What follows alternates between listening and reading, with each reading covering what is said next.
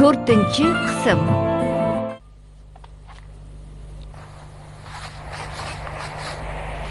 Oho, ketishga tayyor bo'psizlar-ku.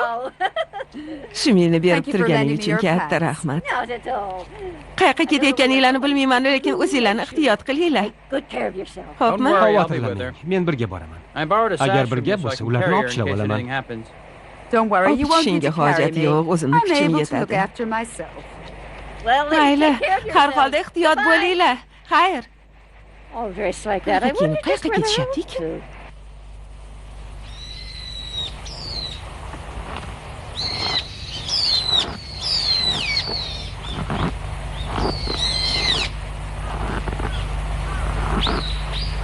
So'qmoq bor ekan. Ha. Shu tomonda bir nechta qishloq bor. Lekin yo'lni qor bosgan. Mashina kira olmaydi. Yaxshisi qayta qolaylik. Qorni qaranglar. Bu nima deganingiz? Borgim kelyapti deb o'zingiz aytdingiz-ku. Qor eriganda kelarmiz. Keling buvijon. Sizni o'sha joyga olib chiqib olib boraman. Va'da berdim-ku. Qarang, belbog' ham olganman. Mana. Keling.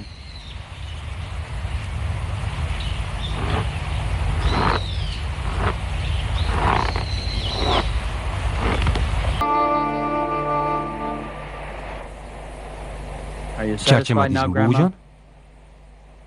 Butun yo'l bo'yi meni olib chiqib yurding. Meni kechir. Sen bo'lmasang bu yerlarga kela olmas ekanman. Senga katta rahmat. Unaqa demang. Siz tug'ilgan uyni ko'rdim. Juda ham xursandman. Lekin bilasizmi, qishda kelishingiz shart emas edi. Yoki qishlog'ingizni qor yoqqanda ko'rmoqchi edingizmi? Shunaqa bo'lsa kerak. Men tog'da katta bo'lganman. Va barcha xotiralarim qor bilan bog'liq. Bizda qish juda qattiq bo'lar edi. Nima bo'lganda ham yangi do'kon ochilish kunida ketmasangiz bo'lardi. O'sha kuni bu yerga kelishimni ko'nglim sezgandi. Oldin ham bu haqda ko'p o'ylovdim. Bir kun oldin uxlay olmadim. Tong otishi bilan ketishim kerakligini sezdim. Siz yangi do'konni ochilishiga qarshi edingiz, shunaqami? Yo'q, sababi bu emas. Bo'lmasa nima? Uyga ketamizmi? Endi ketsa ham bo'lar. Tug'ilgan qishlog'imni ko'rishga bordim desangiz, hamma tushunadi. Meni hali bormoqchi bo'lgan joylarim ko'p. Lekin buvijon, Sen ertaga qaytaversang bo'ladi. uydagilarni ham o'ylang-da. Xo'sh, men borib uxlay. Agar uyga qaytmasangiz, men ham bormayman. Seni o'qishing bor-ku. Bahorga ta'tildaman. Oz-moz pulim ham bor. Siz uyga qayta olmayman. Ularning yuziga qanday qarayman axir? Key. Birinchidan xavotirlanaman. Bir o'zingizni tashlab keta olmayman. Sayohatimiz uzoqqa cho'zilishi mumkin. Mayli. Men tayyorman. Lekin nega Kitosh Ramakin va Michiko kinoyim bilan yashayotganingizdan avvallari hech ham shikoyat qilmasdingiz? Biz bilan yashasangiz xursand bo'lardik. Key. Bilasanmi, o'zimni xuddi adashgan odamdek his qilyapman. Kitosh o'zgarib qolgani uchun shunday. Chunki o'zim xato qilganman. Nega? Siz katta ish qilgansiz. Tanakura supermarketini hozirgi darajaga keltirganlardan birisiz. Kitoshi amaki. Kitoshi ishni shu taxlit davom ettirsa, Tanakura supermarketi bir kun inqirozga uchraydi. Buvijon. Unga yordam berishni ham iloji yo'q. Bunga faqat uni o'zi aybdor. Uni shunday bo'lishida meni ham aybim bor. Bilasanmi? Umr bo'yi tinmay ishladim. Bor kuchim bilan faqat oldinga intildim. Lekin qayerdadir xato qildim. Qayerda xato qilganimni bilmayman. Lekin bilishni juda istardim. Men o'tmishni kovlashni yoqtirmayman. O'tib ketgan narsalarni qaytarib bo'lmaydi. Lekin hayotimda eslashga arzigulik narsalar borligini his qilaman. Ko'p narsani unutib yubordim. Shunday ketaversa, Hitoshi ikkimiz to'g'ri yo'lni yo'qotib qo'yamizmi deyman. Shundan xavotirdaman. O'tmishimni eslash uchun bu sayohatga jazm etdim. Bularni balki sen tushunmassan, balki hech kim ham tushunmas. Lekin buni ahamiyati yo'q. Balki ular bu kampir o'tmishini sog'inyapti deb o'ylashar. Lekin tushunaman. Nimani nazarda tutayotganingizni tushunaman. Siz unutgan narsalar nima ekanini bilmadim-u, lekin ularni yana eslamoqchi bo'layotganingizni tushunib turibman. Hozir ko'nglingizdan qanday hislar kechayotganini tasavvur qilyapman. Avval sizni hech ham bunday o'jarlik qilganingizni ko'rmaganman. Doim sokin, xotirjam bo'lardingiz, lekin to'satdan uydan ketib qoldingiz. Keyin o'sha qishloqqa boraman deb turib oldingiz. O'shanda sizni birinchi marta shunday holatda ko'rdim. Shunda o'zimga o'zim buvimni opchib bo'lsa ham o'sha joyga olib boraman dedim. Bu shunchaki ko'ngil bo'shligi emasdi. Buni aytib berishim qiyin sizga. Mana endi nega tug'ilgan yeringizni ko'rmoqchi bo'lganingizni tushundim. Men hayotni shu joydan boshlagan edim. Bugun men tikilib qolgan o'sha uy mening uyim edi. U tomiloy suvoq,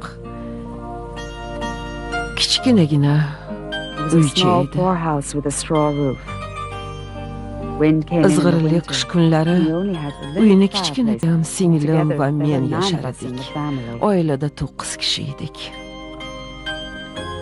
O'sha yili 7 yoshga to'lardim. Bahorda hali 6 yosh edim. Uydan uzoqda ishlaydigan opalarim uyga qaytishgandi. Uydan uzoqda ishlaydigan? Opalaringiz necha yoshda edi? Men 6 yoshda bo'lsam, Haru 11 da va Mitsu adashmasam 9 da edi. Hali go'day bo'lishgan ekan-ku. To'g'ri. Ishonmayman. Rostdan ham uydan uzoqda ishlashadi. Kambag'al fermer oilalar uchun bu oddiy holat. Chunki juda kam haq olishardi. Bir og'iz kam bo'lishi uchun shunday qilishga majbur bo'lardilar. Bir og'iz kam? O'sha paytlarda fermerlarni ijarachi deb atashardi. Ular yerni ijaraga olib, sholi yetishtirishardi. Hosil o'rib olingandan keyin yarmini yer egasiga ijara haqqi sifatida qaytarishlari shart edi. Oila qolgan sholi bilan kun kechirardi. Lekin mavzu yomon kelsa yoki hosil ko'ngildagiday bo'lmasa bormi? Oilani kun kechirishiga hech vaqos qolmasdi. Katta oilalarda ovqat yetmasdi. Bir kishi oiladan uzoqda yashasa, ovqat ko'proq qolardi. Bitta og'iz kam. Juda ham beshafqat so'z. Meni oilam akr fermer oilalaridan biri edi. Negaki faqat bir akr yerimiz bo'lardi. Bilmadim, tushunarmikinsan. Biz 25 qop guruch olgan taqdirimizda ham baribir 13 tasi yer egasiga ketardi.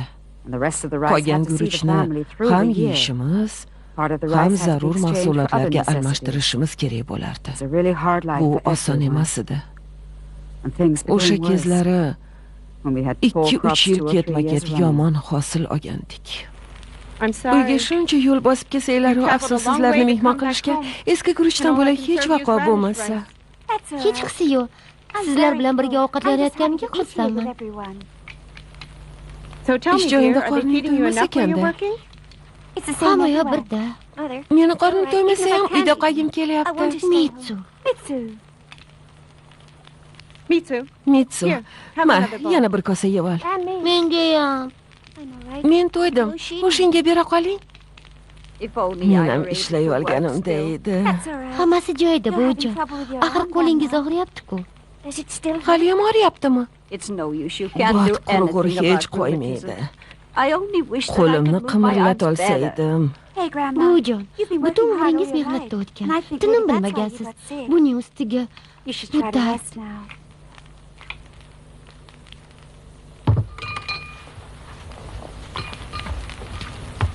Dada, biroz dam olsangizchi. Ovqatingizni yeb oling, men bolalarga qarab turaman. Buvi, ovqat yemaysizmi? Buvini qorni to'q. Oyi, Oshinga havasim keladi. Hali hech narsani tushunmaydi. Men aprelda maktabga boraman. Kimi ham boradi. Uning yozuv taxtasi bor. Men ham shunaqasini xohlayman. Menga ham olib bering. nimalar deyapsan, tushunmayapsanmi? Axir biz Shoji. Menga ham olib bering. Oyijon, menda yo'q-ku. U paytlar qashshoqlik nimaligiga aqlim yetmasdi. Shuning uchun Key, Uyga qo'ng'iroq qilsak bo'lardi. Hali uxlashmagan bo'lsa kerak. Sayohatimiz cho'zilishi mumkin. Xavotir olmanglar deyman. Boshqa gap aytmayman. Buvijon, birga borsak qalay bo'larkin?